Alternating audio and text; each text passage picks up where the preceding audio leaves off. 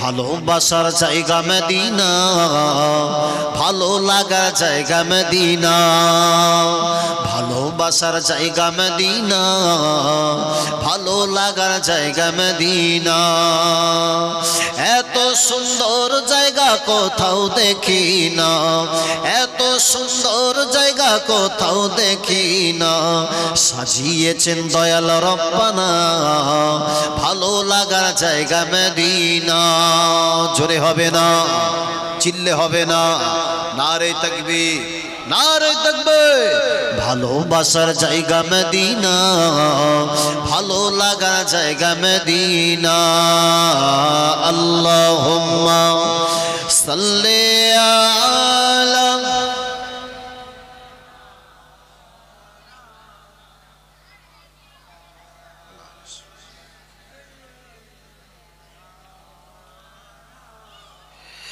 Medina শরীফে নূরের খাজিনা, Medina শরীফে নূরের খাজিনা, আশিক ছাড়া অন্য বোঝে না ভালো লাগার জায়গা মদিনা, ভালোবাসার জায়গা মদিনা, ভালো লাগার জায়গা মদিনা।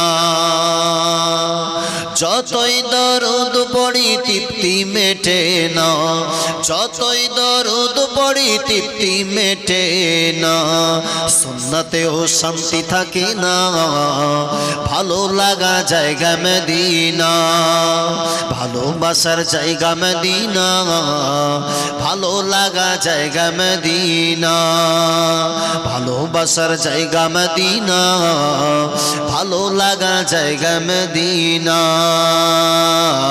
আল্লাহুম্মা সাল্লি আলা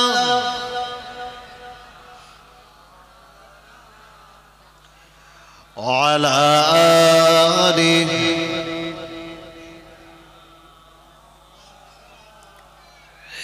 একদিন কবরে যাব কেউ তো যাবে না, একদিন কবরে যাব কেউ তো যাবে না, যাবে আমার শাহে মদিনা ভালো লাগার জায়গা মদিনা, ভালোবাসার জায়গা মদিনা, ভালো লাগার জায়গা মদিনা।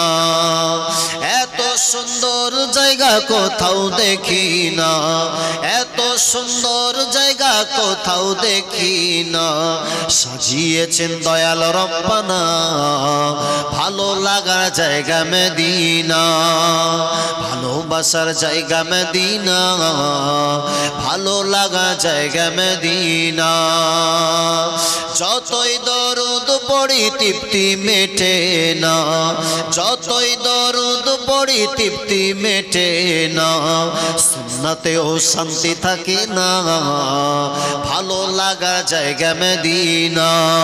জোরে হবে না, চিল্লে হবে না, নারে তাকবীর। ভালোবাসার জায়গা মদিনা, ভালো লাগা জায়গা মদিনা। আল্লাহুম্মা সাল্লি আলা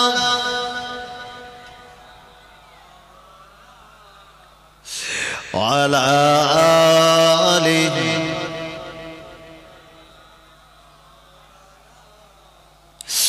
ও আল্লাহ বাগে বান্দারা, আমি যে ওমরের কথা বলছিলাম, আরে আল্লাহ নবী সাহাবী ওমর রাদিয়াল্লাহু আনহু উনি যখন মদিনা শরীফে আল্লাহ পাক তাকে রাষ্ট্রপতি হিসাবে নির্বাচন করে দিলেন।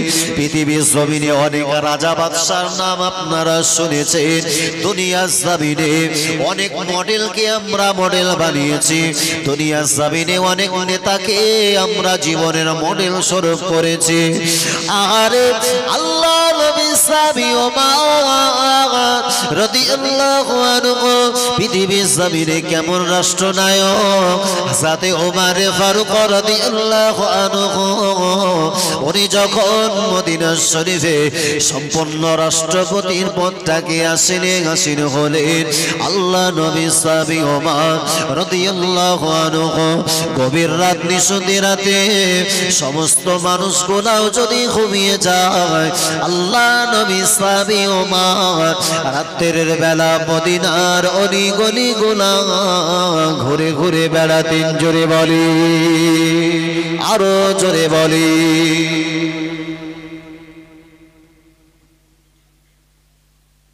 আমাদের যে সমস্ত নেতা কোয়ালিটির মানুষ আমরা দেখি বাবা যখন বাংলার জমিনে যখন ইলেকশন তথা ভোট পরিকল্পনা শুরু হয় আমাদের এলাকার মোড়ে রাস্তার ধারে কিছু কিছু নেতা নেতৃত্বের আবির্ভাব হয় এমন করে ভাব বলি আওড়ায় যেন মনে হয় আমার জীবনের থেকে আমার যতটা না চিন্তা তার থেকে ওর আমারলে সবচেয়ে বেশি চিন্তা হয় আর রাষ্ট্রপতির নেতা ছিলেন ওমর যিনি হচ্ছেন মুসলমান দিগের সন্তানের রোল মডেল সেই ওমরের সম্পর্কে মুসলমান সমাজের কোন সন্তান ওমরকে একজন রোল মডেল বানাতে পারে না নবী সাহাবী ওমর মদিনার জমিনে যখন রাষ্ট্রপতি বেনেছেন রাতের বেলা ওমরাই ঘুমায় না আল্লাহ নবী সাহাবীরা একদিন ওমরকে ডেকে বললেন ও ভাই ওমর আপনি কেন রাতের বেলা মদিনার অলি গলি গোলা ঘুরে ঘুরে বেড়ান আহারে আল্লাহ নবী সাহাবী ওমর আল্লাহ নবী সাহাবীদেরকে ডেকে বলতেন আয় আমার নবী সাহাবীরা আমি ওমর যদি রাতের বেলা ঘুমিয়ে যায় মদিনার জমিনে কোন মানুষ যদি না খেতে পেয়ে মারা যায় ওই মানুষটা যদি কিয়ামতের দিন আল্লাহ পাকের দরবারে যদি ওমরের ব্যাপারে অভিযোগ করে আমি ওমর আসামি হয়ে যাব আমি ওমর পাকড়াও হয়ে যাব ও নবী সাহাবীরা তাই আমি ওমর গভীর রাত নিশাতে রাতে আল্লাহ পাকের ইবাদত বান্দিগি করবার পরেতে আমার যখন পিঠটাকে বিছানাতে লাগিয়ে দিই পিঠটাকে বিছানাতে লাগালে আর আমার পিঠ বিছানাতে লাগতে চায় না আল্লাহ পাকের ভয়ে আল্লাহ পাকের আযাবের ভয়ে ওমরকে তুলে জাগ্রত করে দেয় জোরে বলে আল্লাহ নবী সাহাবী ওমর গভীর রাত নিশাতে রাতে আল্লাহ নবী সাহাবী ওমর হুজুর লক্ষ্য করে দেখে মদিনার রাস্তা ধরে একটা যুবক ছেলে গুটি গুটি পাগে অন্ধকারের ভিতরে হেঁটে হেঁটে যায় আল্লাহ নবী সাহাবী ওমর সিকিউরিটি গার্ডম্যান ছাড়া ঘুরে ঘুরে বেড়াচ্ছে নবী সাহাবী ওমর লক্ষ্য করে দেখে মদিনার সমস্ত মানুষগুলা যখন ঘুমিয়ে এই ছেলেটা কেন জেগে জেগে রাত্রে বেলা ঘুরে ঘুরে বেড়ায় আল্লাহ নবী সাহাবী ওমরের অন্তরে কৌতূহল হলো আহারে আল্লাহ নবী সাহাবী ওমর রাদিয়াল্লাহু আনহু গভীর রাত নিশাতে রাতে ওই ছেলেটাকে নিজের কাছে ডাকলে ও আল্লাহ পাকের বান্দা গো আল্লাহ পাকের বান্দা এই গভীর রাত নিশাতে রাতে কেন ঘুরে ঘুরে বেড়াও আমার কাছে এগিয়ে এসো পিছন থেকে যখন ওমরের কণ্ঠের আওয়াজ পেয়েছে যুবক ছেলেটা আর দাঁড়িয়ে থাকতে পারে না এই গভীর রাত নিশাতে রাতে যিনি আমার নামখানা ধরে ডাকলেন ইনি হলেন রাষ্ট্রপতি ওমর আর ওমর যখন ডেকেছে আর তিনি পিছনের দিকে ফিরে দেখে ওমর যখন আমার ডেকেছে ওমর লক্ষ্য করে দেখেছে আমার হাতের ভিতরে কোনো কিছু মওজুদ আছে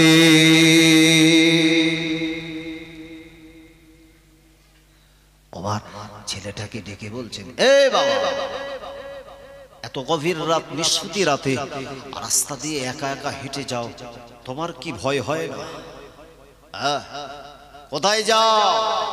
রাষ্ট্রপতি ওমরকে বলছেন, আমি নিজের কাজে গেছিলাম, এখন ঘরে ফিরছি। তা তোমার হাতের ওটা কি? কি এমন বহন করে নিয়ে যাচ্ছ? ওমর জিজ্ঞেস করলে ছেলেটা ওই জিনিসটাকে নিজের হাতের অস্তিনের ভিতরে লুকাতে চাইলে। কেন?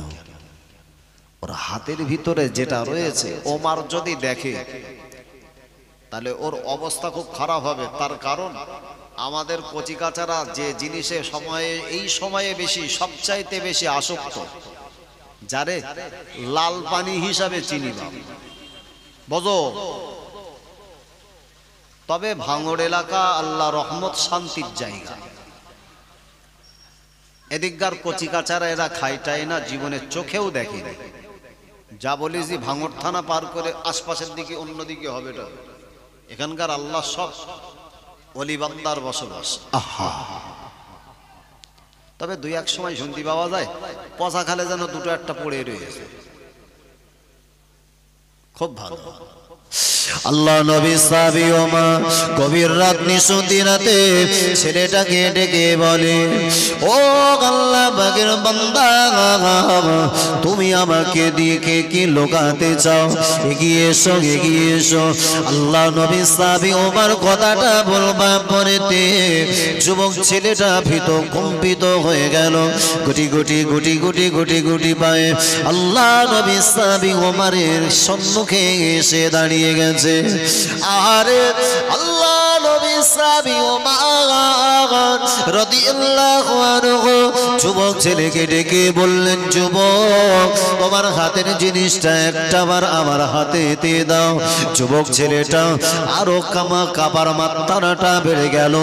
জমিনের উপরে যেন ভূমিকম্প শুরু হয়েছে। কেন না আমার হাতে যদি ওমর মত দেখতে পায় আমাকে ছেড়ে দেবে না, আমাকে জান মেরে দেবে। কেন না এ ওমর দুনিয়ার জমিনে যে ছেলে দিয়ে আবু সাহাবা নিজের কলিজা ছেলের ব্যাপারে যিনি এতটা স্ট্রিক হতে পারে, যিনি এতটা কঠোর হতে পারে, ওই ওমর যদি দেখে আমার হাতে মদ রয়েছে, ছেলেকে যদি জমিনে শোয়াতে পারে, আমি তো পরের ছেলে, তাহলে আমাকে একটা সেকেন্ডের জন্য আর রেহাই দেবে না।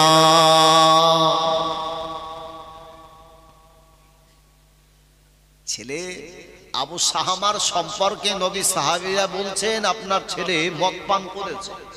ছেলেকে ডেকে বলছেন, খোকা খেয়েছো? বলতে না আব্বা খাইনি। তবে বলছেন নাবিস খেয়েছি। ওটা কি? বলে খেজুর, কিশমিশ এই জাতীয় মিশ্রিত 2-3 দিন রেখে দিয়ে ওই লিকুইড পানিটা পান করেছি। 2-3 দিন রাখবার কারণে দুর্গন্ধ হয়েছে। দুর্গন্ধ জিনিস খেলে কেন? চলো আমি ওমর রাষ্ট্রপতি, নেতার ছেলের আজকে বিচার। এবার ভাবে, আহা, আমাদের নেতাদের যদি কোনো ভালো একটা স্বনামধন্য নেতার কোনো ভক্ত অনুরক্ত চুরি, ডাকাতি, রাহাজানি, মারপিট, দাঙ্গা হাঙ্গামা যা কিছু করবে, বলতে আঙ্গা দলের, বলতে ওটার একটু যে কোনো ভাবে একটু গেপে দেবে। আর রাষ্ট্রপতি ওমর নেতা কেমন? আল্লাহ নবী সাহাবী ওমর রাদিয়াল্লাহু আনহু, ও জওয়ানেরা, আল্লাহ নবী সাহাবী ওমর ওই সময় আবু সাহাবাকে ডেকে বললেন, চলো বাবা, মদিনা মসজিদুন নববীতে তোমার বিচার হবে। ছেলেটাকে গুটি গুটি গুটি গুটি গুটি গুটি গুটি গুটি পায়ে আস্তে আস্তে মদিনা মসজিদুন নববীর দিকে নিয়ে গেল। ওই সময় নবী সাহাবীরা হতবাক হয়ে দেখে কে যেন রাষ্ট্রপতি ওমরকে টেনে টেনে নিয়ে যাচ্ছে। আল্লাহ নবী সাহাবী ওমর ছেলেটাকে ওই সমাগে মদিনা শরীফে মসজিদুন নববী শরীফে একটা মিম্বারে ছেলেকে শক্ত করে বেঁধে রেখেছে, নামাজ আদায় করেছে।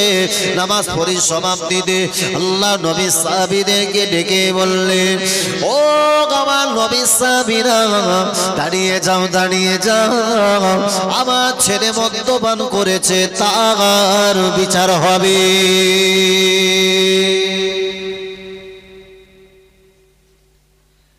এতদিন পর্যন্ত রাষ্ট্রপতি অন্য ছেলের বিচার করতে খুব ভালো লেগেছে, কিন্তু আজকে নিজের ছেলের বিচারটা কিরম হয় ওটা একবার দেখি।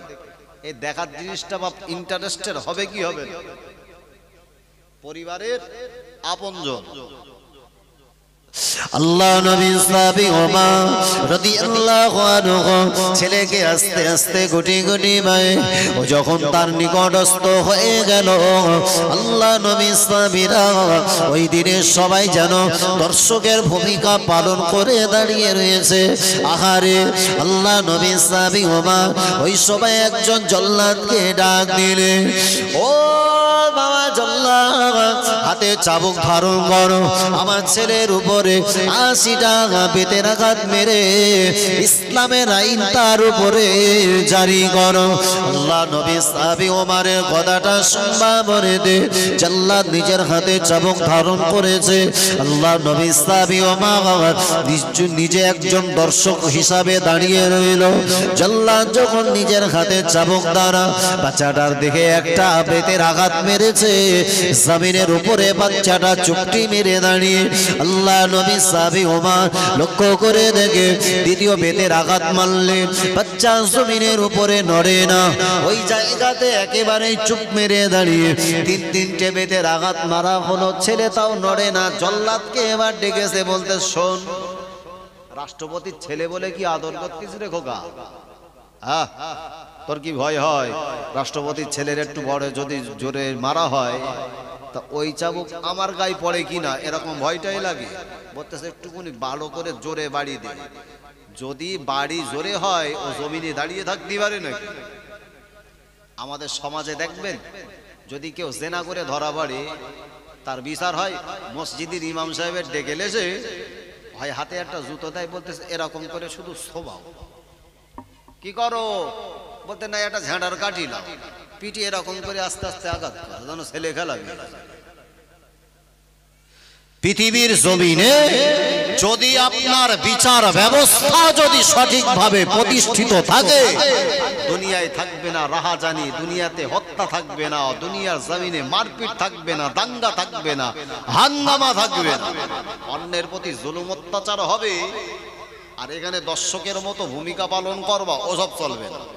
বিচার যদি দুনিয়ার জমিনে প্রতিষ্ঠা থাকে, সমাজের মাঝখানে একটা চোর খুঁজে পাবা না। আল্লাহ নবী সাহাবী ওমর, ও জানেরা, আল্লাহ নবী সাহাবী ওমর ওই জায়গাতে দাঁড়িয়ে গেল।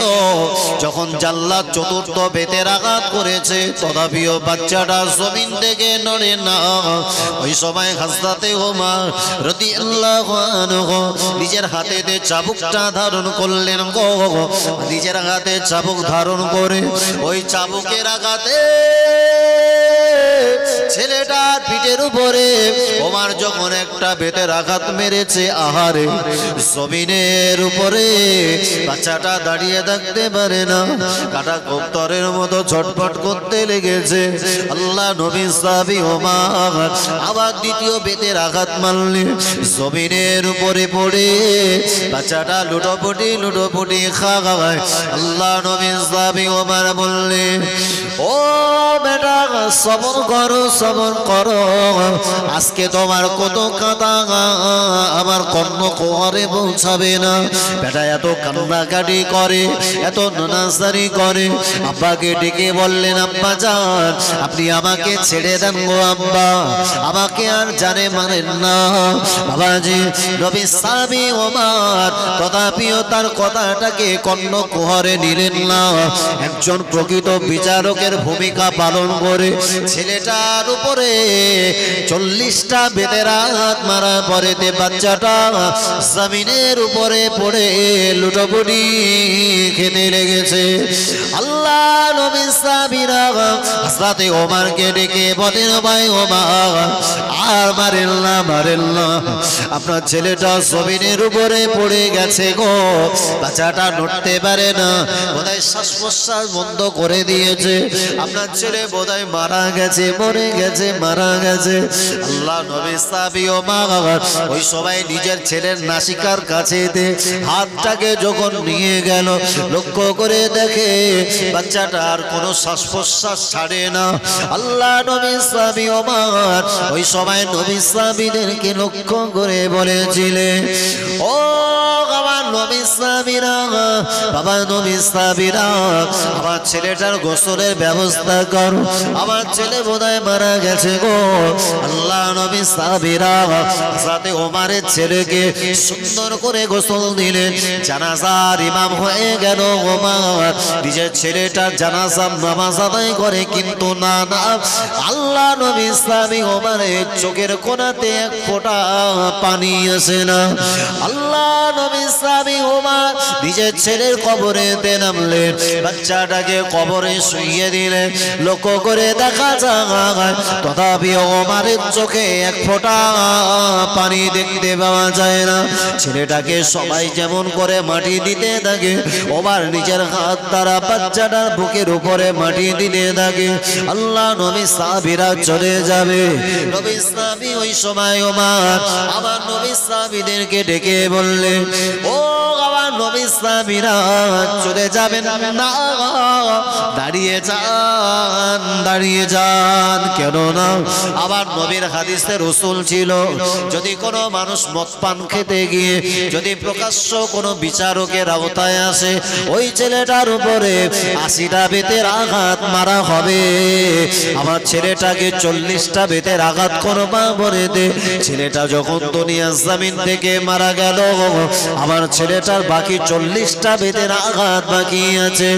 আল্লাহ নবী সাহাবীরা দাঁড়িয়ে ওই সবাই ওমর আবার নিজের হাতেতে চাবুক ধারণ করে নবী সাহাবী ওমর মৃত ছেলের কবরের উপরে বাকি 40টা বেতের আঘাত মেরে উপযুক্ত 80টা বেতের আঘাত পরিপূর্ণ করে দোকানা খালি হাত আল্লাহর কাছে তুলে ধরে বলে, আল্লাহ পাক, আল্লাহ পাক, ভুল করে ফেলেছে আমার বেটা, আমার বেটাকে উপযুক্ত ইসলামের আইন অনুযায়ী শাস্তি দিয়েছে।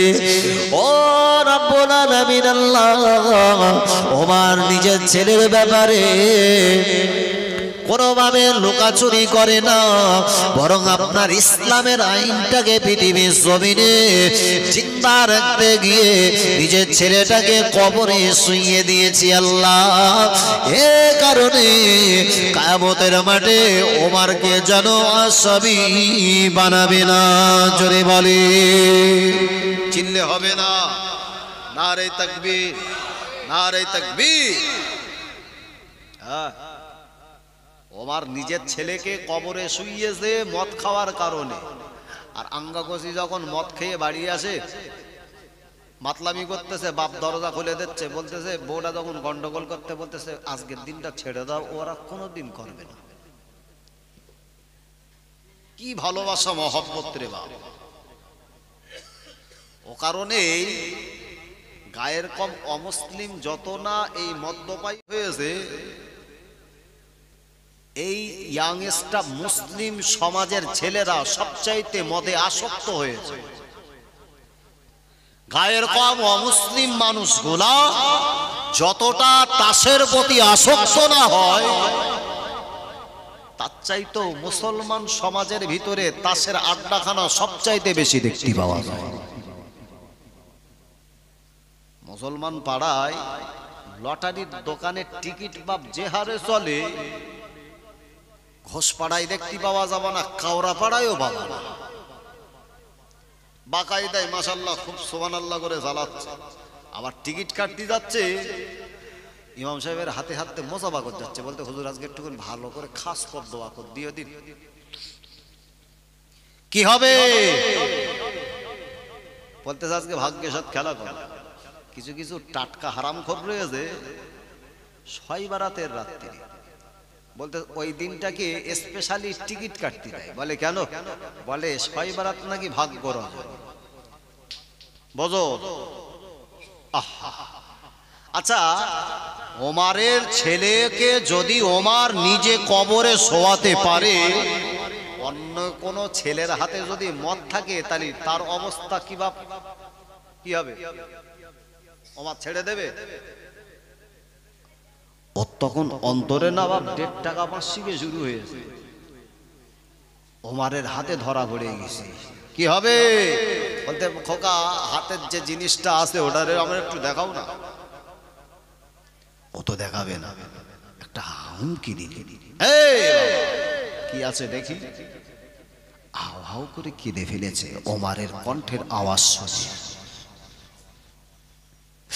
ওই সময় যুবক ছেলে গভীর রাত নিশোতে রাতে আল্লাহ নবী ইসলামী ওমারের সম্মুখে দাঁড়িয়ে হাউ হাউ করে কাঁদতে কাঁদতে আল্লাহকে স্মরণ করতে লাগে। আল্লাহ, ও রব্বুল আলামিন, আল্লাহ আমি আপনার বান্দা, ভুল করে ফেলেছি গো আল্লাহ। দুনিয়া জমিনে মদের সঙ্গে জীবন যাপন করেছি গো, আজকে ওমারের হাতে ধরা পড়ে গেলাম গো আল্লাহ।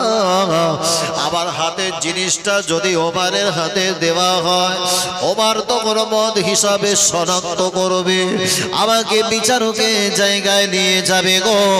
ওমার নিজে হাতে তার উপযুক্ত শাস্তি দেবে, মরণ আমার অনিবার্য। আল্লাহ পাক, আল্লাহ তাআলা, আমি আপনার বান্দা, আজকে এই গভীর রাত নিশোতে রাতে আমি তোমার কাছে খালিস অন্তরে তওবা করলাম। আজকে যদি ওমরের হাত থেকে আপনি আমাকে বাঁচিয়ে দেন, জীবনের তরে কোনোদিনের জন্য এই হারাম বস্তু মদটাকে স্পর্শ করব না। জোরে বলি, আরো জোরে বলি। আজকে আল্লাহ একটু বাঁচান। আমি জানি দুনিয়ার মানুষ যদিও কোনো বিপদগামী মানুষের পাশে যদি না এসে দাঁড়ায়, দুনিয়ার একটা মানুষ বিপদগ্রস্ত হয়েছে, দুনিয়ার সবাই যদিও হাত তুলে নেয়, ওই মানুষটার পাশে আমার স্রষ্টা যদি তার পাশে দাঁড়িয়ে যায়, দুনিয়ার সমস্ত মানুষের সাহায্য না পেলেও ওই বান্দাটা বিপদ মুসিবত থেকে রক্ষা পায়। একজনে হবে না? আজকে আল্লাহ তুমি ছাড়া আমার কেউ নাই গো মালিক। আর তুমি তো বলেছো দুনিয়ার জমিনের যে বান্দা খালিস অন্তরে তওবা করে, তুবু ইলাল্লাহ তাওবাতান নাসুহা, আমি তওবা করছি খালিস অন্তরে, জীবনে কোনোদিন করব না। এমন তওবা নয় যে গুনার প্রতি তওবা করি সেই গুনাতে আবার ফিরে যাই। এটা আল্লাহর সঙ্গে চরম ধোঁকা করা, আল্লাহর সঙ্গে নাটক করা।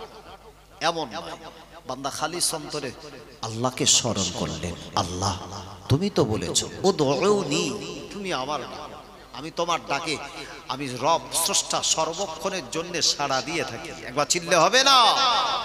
আল্লাহ বান্দা গভীর রাত নিশোতে রাতে হাউ হাউ করে কাঁদতে কাঁদতে খালিস অন্তরে আল্লাহর কাছে তওবা করে আল্লাহকে জানা, ও রব্বুল আলামিন, আল্লাহ আপনি আমাকে যদি রেহাই করে দেন, জীবনের তরে কোনোদিন আর মদ স্পর্শ করব না। আল্লাহ নবী সাহাবী ওমর সম্মুখে দাঁড়িয়ে এমত অবস্থাতে বান্দা তওবা আল্লাহর দরবারে কবুল হলো। যখন নিজের হাতের অস্তিন থেকে ওই বোতল বাবা যখন ওই পাত্রটা ওমরের হাতে দেয়, এর অন্তরে তখন মনে মনে হয় ওমর ঢালবে তো মদ পাবে, এছাড়া অন্য কিছু পাবে না। নবী সাহাবী ওমর গভীর রাত নিশতি রাতে নিজের হাতেতে মদটাকে যখন ঢালতে লেগেছে, লক্ষ্য করে যুবক দেখতে পায় হযরত ওমরের কোন দৃষ্টিগোচর হয়ে যায়, আমি যে পাত্রের ভিতর থেকে যে জিনিসটা নিজের হাতে তালুতে ঢালছি এটা দুনিয়া জমিনের কোনো হারাম বস্তু নয়, এটা হলো কোন শরবত মিশ্রিত সিরকা হতে পারে। জোরে বলে, আরো জোরে বলে,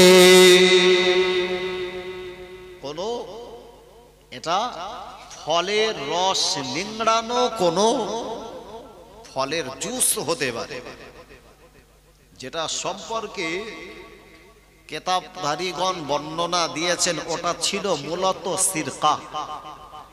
ওমর ঢেলেছে, ওর থেকে যেন একটা সুগন্ধি ওমরের নাসিকাতে পৌঁছে গেছে।